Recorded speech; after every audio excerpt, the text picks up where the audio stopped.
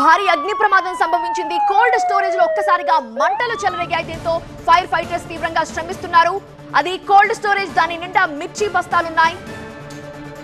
తొర్రగుంటపాలెంలో అగ్ని ప్రమాదానికి సంబంధించిన దృశ్యాలు మనం చూస్తున్నాము. మిర్చి బస్తాల ఘాటుకు మంటలని అదుపు చేయటం సిబ్బందికి ఛాలెంజింగ్ గా మారింది. వాళ్ళ కళ్ళు మండుతున్నా సరే మంటల్ని ఆర్పవలసిన సిచ్యువేషన్. ఎన్టీఆర్ జిల్లా తొర్రగుంటపాలెం సాయి కోల్డ్ స్టోరేజ్ లో భారీ అగ్ని ప్రమాదం జరిగింది.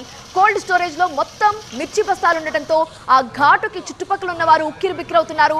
మంటలు ఎగిసి పడుతూనే ఉన్నాయి. ఆ ప్రాంతం మొత్తం కూడా దట్టమైన పొగ, ఘాటు వ్యాపించింది. 4 ఫైర్ ఇంజిన్లతో అక్కడికి చేరుకున్న ఫైర్ ఫైటర్స్ మంటల్ని అదుపు చేస్తున్నారు.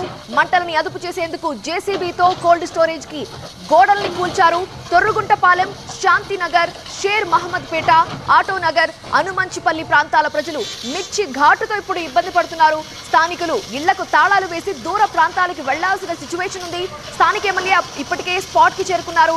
తగలబడుతున్న మిర్చి యార్డ్లో విలువ చేసే కోట్ల రూపాయల మిర్చి బస్తాలున్నట్లుగా యాజమాన్యం చెబుతోంది. మాకు అసలు 11:30 నుంచి కూర వస్తుంది, కానీ ఇక్కడ ఏమీ లేదు. ఫ్యాక్టరీ దుమ్ము వస్తుందేమో అనుకుంటున్నాం మేము. నిధులు లేవు. గొంతు అంత మంటను, దగ్గు వస్తుంది. ఊపిరాడకుండా దగ్గు వస్తుంది.